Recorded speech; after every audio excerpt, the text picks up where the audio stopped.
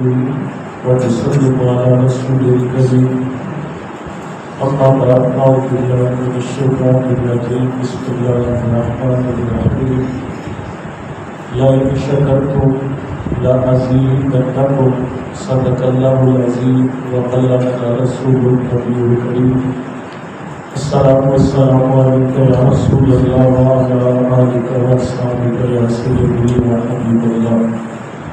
عزت و احترام کے لائق نمازی بھائیوں دوستوں بزرگوں، اللہ رب العزت کا لاکھ کا شکر کہ اس کی توفیق سے درس قرآن کی عبادت کے ذریعے میں ہم سب حاضر ہیں.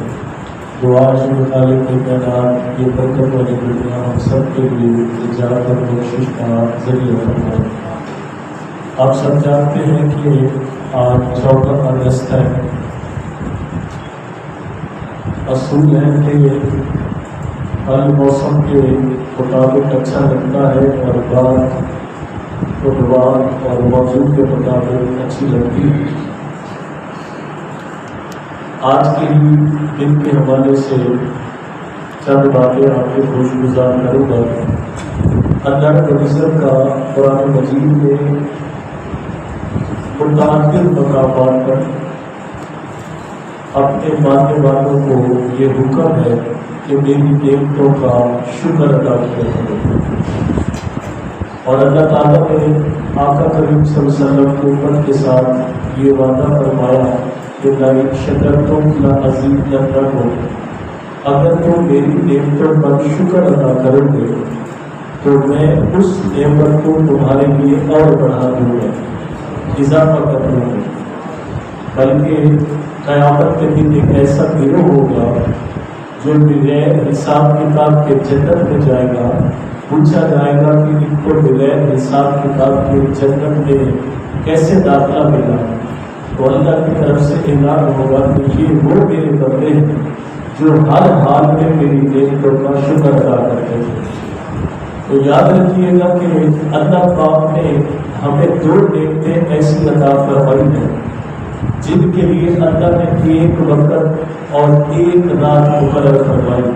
مثال کے طور پر قرآن مجید جیسی نعمت اللہ تعالیٰ نے جب عطا کی، روزوں کا مہینہ تھا اور شب قدر کی رات تھی. شب قدر کی رات سیم اسی رات میں اللہ تعالیٰ نے مل کے پاکستان میں عطا فرمایا. اور روزوں کا مہینہ تھا اور 27ویں کی رات، یعنی قرآن بھی شب قدر کی رات کو اور پاکستان میں جو ہے لیلۃ القدر کی بابرکت رات. جس طرح قرآن اللہ کی نعمتوں میں سے نعمت ہے، اسی طرح ملک پاکستان بھی اللہ کی نعمتوں میں سے مسلمانوں کے لیے، پاکستانیوں کے لیے نعمت ہے. بدقسمتی یہ ہے کہ اس نعمت کی قدر ہمیں اس لیے نہیں ہو سکی کہ ہم نے اس کے لیے کوئی درد برداشت نہیں کیا، اس کے لیے کوئی دکھ برداشت نہیں کیا، ہم نے اس کے لیے کوئی درد نہیں سہا. ابھی کل میں اسٹڈی کر رہا تھا سیالکوٹ کی ایک مائگریٹڈ وومن جو ہجرت کر کے یہاں پہ تشریف لائی، اس کی روایات تھی. اور یقین کریں کہ دل کرتا ہے کہ اسی موضوع پہ ساری بات کروں، لیکن میں چاہتا ہوں کہ درس قرآن ہے تو وہ بھی ساتھ حاضر ہے. شادی کی تقریب ہے، دولہا کا نکاح فارم پڑ رہا ہے. نکاح خان دولہا سے پوچھتا ہے کہ آپ کے والد کا کیا نام ہے؟ وہ کہتا ہے کہ میں نے آج تک اپنی ماں سے پوچھا ہی نہیں میرے باپ کا نام کیا تھا، انتظار کرو میں پوچھ کے آتا ہوں. نکاح کی تقریب سے اٹھ کر گھر جاتا ہے، ماں عورتوں کے مجمع میں موجود ہے. پوچھتا ہے کہ میرے باپ کا نام کیا ہے؟ عورت باپ کا نام نہیں بتا رہی. عورتیں پریشان، بچہ پریشان. عورتیں بھی حیران ہیں کہ یہ بچہ اور یہ عورت اسی گلی میں پلے بڑے ہیں، ہمارے سامنے جمع ہوئے ہیں اور یہ اپنے خامد کا نام نہیں بتا رہے. عورت خاموش ہے، باپ کا نام نہیں بتا رہی بچے کو. بچہ زیادہ دیر خاموشی دیکھنے کے بعد کیش میں آتا ہے اور کہتا ہے کہ اگر میں اپنے باپ کا نہیں ہوں تو میں نکاح کی محفل میں نہیں جاؤں گا، یہیں پر خودکشی کر کے جاؤں گا، اس لیے کہ اگر میں کسی ناجائز طریقے سے پیدا ہوا ہوں تو اس ذلت والی زندگی سے بہتر ہے کہ میں اپنے آپ کو مار دوں۔ ماں کہتی ہے بیٹا رک جاؤ، میری بات سن کے پھر جو فیصلہ مرضی کر لیتے۔ اس خاتون نے عورتوں کو اٹھایا، نکاح کی مجلس میں آئی اور نکاح خان کو بتاتی ہے کہ اس کے والد کے نام کا مجھے بھی نہیں پتا۔ سارا مجمع حیران، سب پریشان کہ نکاح کرانے والی یہ اہتمام کرانے والی ہے، اس کے گھر میں خوشی کی محفل ہے اور اس کو نہیں پتا تو اور کس کو پتا ہوگا۔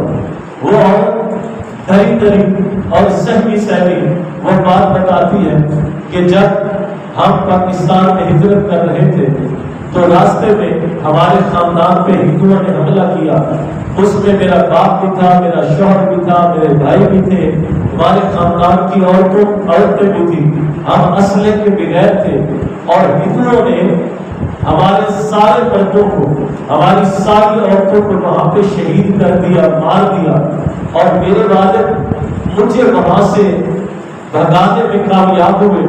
رات کا اندھیرا تھا، جو راستہ میں نے سن رکھا تھا ان راستوں پہ دھکے کھاتی کھاتی ایک ایسی جگہ پہ آئی کہ جہاں پہ لاشوں کا ڈھیر ہے اور اس لاشوں کے ڈھیر میں یہ بچہ اکیلا جو ہے رو رہا۔ میں لاشوں کے ڈھیر پہ گزرتی اس بچے کے پاس آئی، اس کو میں نے اپنے سینے سے لگایا اور میں یہاں پر آنے میں کامیاب ہوئی، اور اس دن کے بعد میری ساری دنیا ایک میں تھی اور ایک یہ بچہ تھا، اس کے بعد کا مجھے نہیں پتا کون ہے کون نہیں ہے۔ میں نے فیصلہ کر لیا کہ نہ میں شادی کراؤں گی نہ میں نکاح کراؤں گی، میں اپنی ساری زندگی اس بچے کو بڑا کرنے میں گزار دوں جو لاشوں کے ڈھیر پہ بیٹھ کے رو رہا تھا۔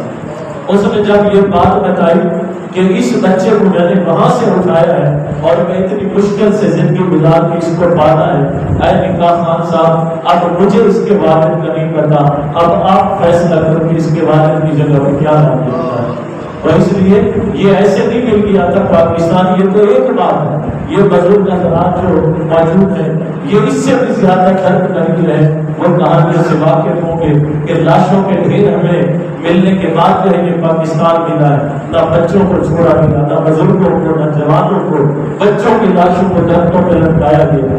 جب پہلی ترین کا استقبال قائد اعظم رحمۃ اللہ تعالیٰ علیہ کر رہے تھے، اس ترین والی سواریوں کا انتظار ہو رہا تھا کہ یہاں پر جو ہے سب کا استقبال کیا جائے گا، مسلمانوں کو ویلکم کہا جائے گا۔ جب ٹرین کے ڈبے کھولے گئے تو سواریاں نہیں تھی، لاشیں بڑی تھی۔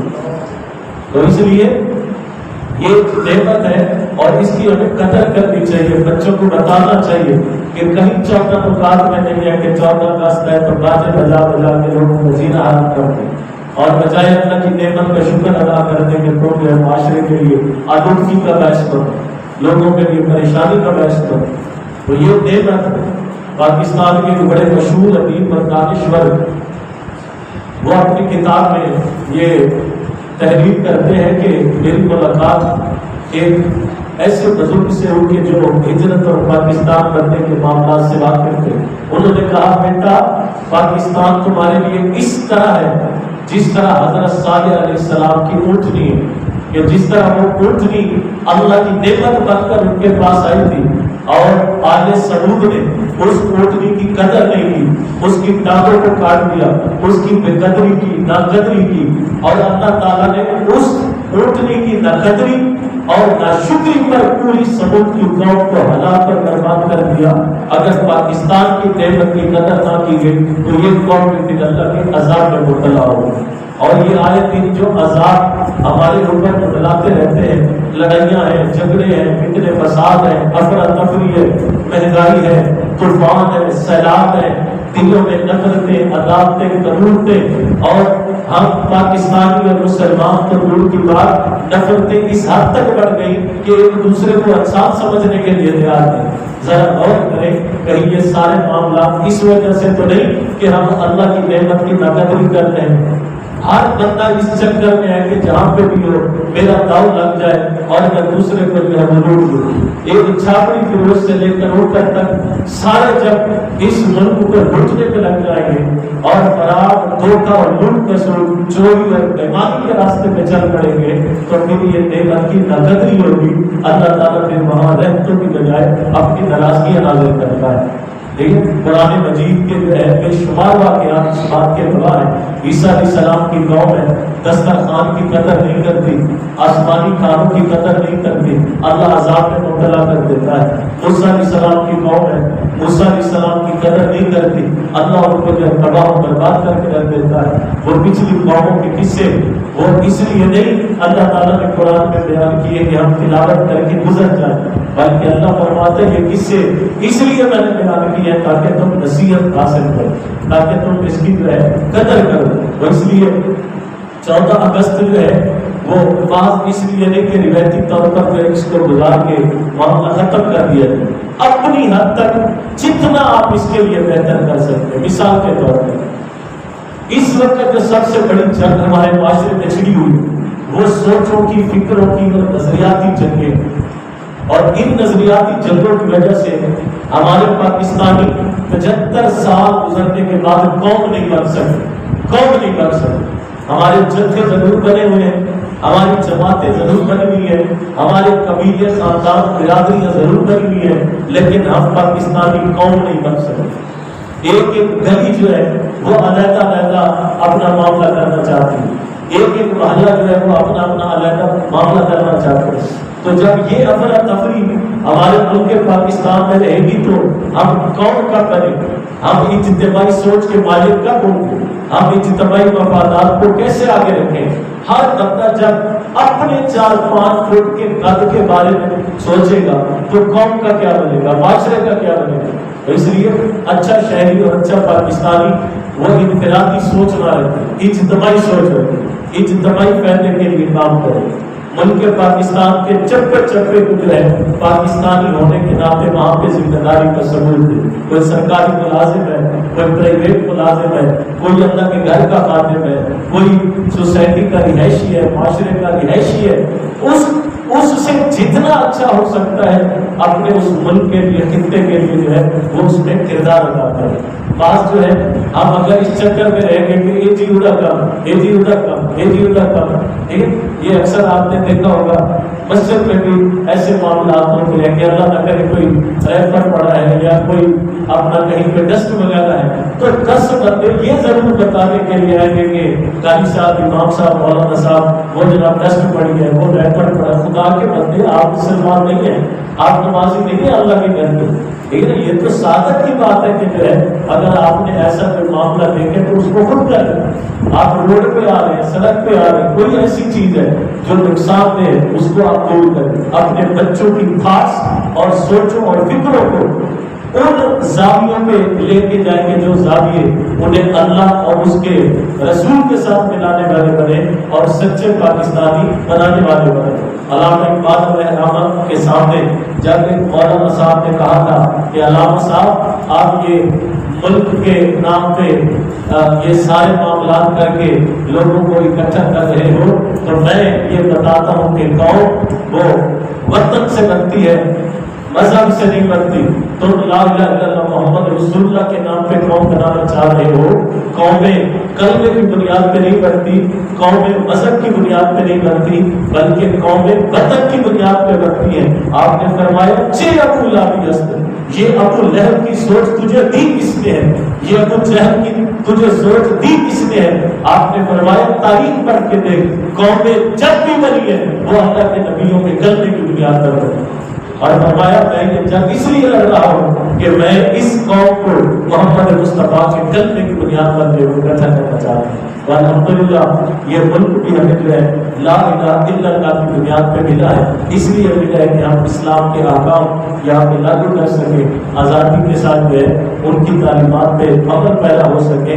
تو یہ بھی تجدید وفا کر دیں, تجدید عہد کر دیں. کہ پاکستان ہونے کے ناطے اس ملک سے وعدہ کریں، قائد اعظم علامہ اقبال کی روح سے وعدہ کریں کہ ہم جو ہے آپ کے دیے ہوئے اس ملک کے ساتھ جو بہتر کردار ادا کر سکتے ہیں وہ کریں۔ بچوں کو بتائیں کہ بیٹا چھوٹے چھوٹے جتھوں اور چھوٹے چھوٹے مطلب گروپوں میں جو ہے اپنے آپ کو نہ لے کے جو ہے اپنی سوچ جو ہے اجتماعی بنائیں، قومی سوچ بنائیں، اپنی ذات سے نکل کر اجتماعیت کی طرف جائیں، لوگوں کے لیے بھلا کریں، لوگوں کے لیے خیر خائی کریں۔ جب یہ وعدہ ہم اللہ کے حضور کریں گے تو میرا یقین ہے کہ اللہ تعالیٰ پھر ایسے مخلص لوگوں کے خلوص والے دلوں میں سب کے اللہ اپنی رحمتیں اور برکتیں جو ہے وہ نازل فرماتا ہے۔ بس یہ اپنے دل سے اور اللہ کے حضور یہ وعدہ کرنے کی بات، لیکن حدیث مبارکہ میں آتا ہے کہ آقا کریم فرماتے ہیں مجھے میرے رب نے فرمایا کہ میں جب لوگوں کے گناہوں کو دیکھتا ہوں تو ارادہ کرتا ہوں کہ ان پہ عذاب نازل کر دوں، لیکن جو لوگ میرے گھروں میں نماز پڑھنے کے لیے جا رہے ہوتے ہیں ان جانے والے لوگوں کو دیکھ کر میں اپنے عذاب کا فیصلہ واپس کر دیتا ہوں۔ یعنی جب نماز کے لیے آنے والے اللہ کے گھر میں آنے والے کے لیے یہ شان ہے کہ اس کی وجہ سے اللہ عذاب کے فیصلے کو ٹال دیتا ہے، تو جب ہم پورے اسلام کے لیے اپنے آپ کو تیار کریں گے اور اللہ کی ان نعمتوں کی قدر کریں گے تو یقیناً اللہ کی ہر وقت رحمتیں ہمارے شامل حال رہیں گی۔ خدا کرے میری عرض پاک پہ اترے وہ فصل گل کہ جسے ہمیشہ زوال نہ ہو، یہاں پہ جو پھول کھلے وہ ہمیشہ کھلا ہی رہے، جو یہاں پہ پھول کھلے وہ ہمیشہ کھلا ہی رہے، یہاں پہ کبھی خزاں کو گزرنے کی مجال نہ ہو۔ اللہ کے حضور التجا ہے کہ اللہ ہمیں اسلام اور پاکستان جیسے کو بھی قدر کی توفیق عطا۔